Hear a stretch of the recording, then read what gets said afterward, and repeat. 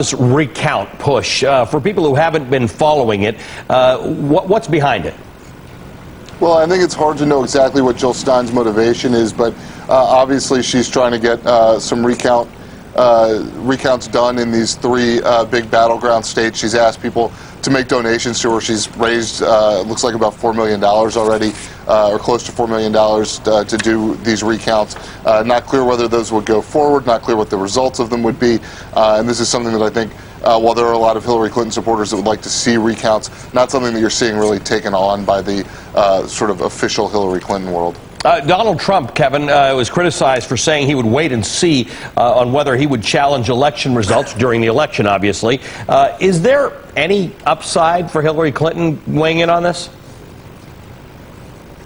Well, I think that there's increasing pressure. So far, the Clinton political orbit has remained tight-lipped on this particular issue and have really kind of left it to more third-party candidates, such as, of course, Jill Stein. But the Trump political orbit is laughing this off. They are shrugging their shoulders. They are moving full steam ahead with the transition. I expect some announcements as soon as tomorrow and more announcements this weekend, perhaps most notably from Dr. Ben Carson as the HUD secretary. I would anticipate that to come relatively shortly. And, of course, that all-important Secretary of State position, which still has everybody guessing. The Ben Carson, who said that he wasn't really fit to run a federal agency, even though he ran for president. Jonathan, let me ask you about this recount push again.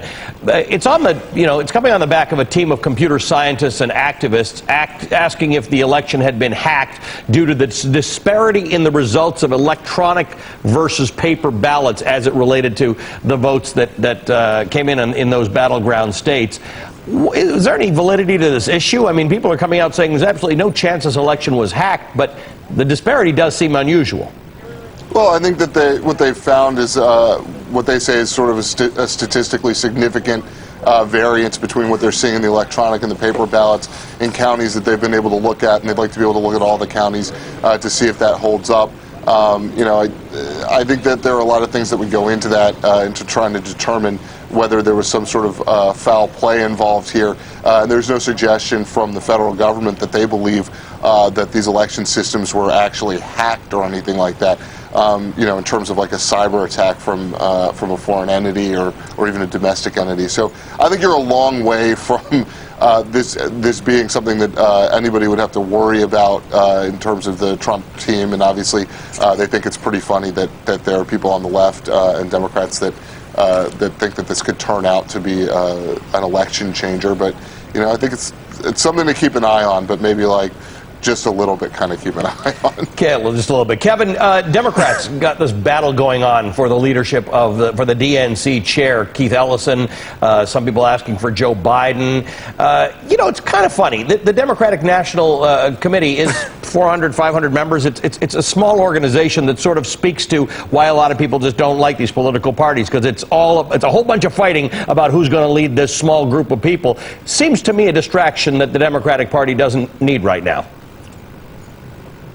Exactly, and I think that there are two things. You mentioned some of the candidates who the Democratic leaders would like to see, but, there's also pressure from the grassroots community to let this process really play itself out. Of course, we're coming off of a campaign in which populist politics was something that both political parties had to deal with. But the bottom line is this.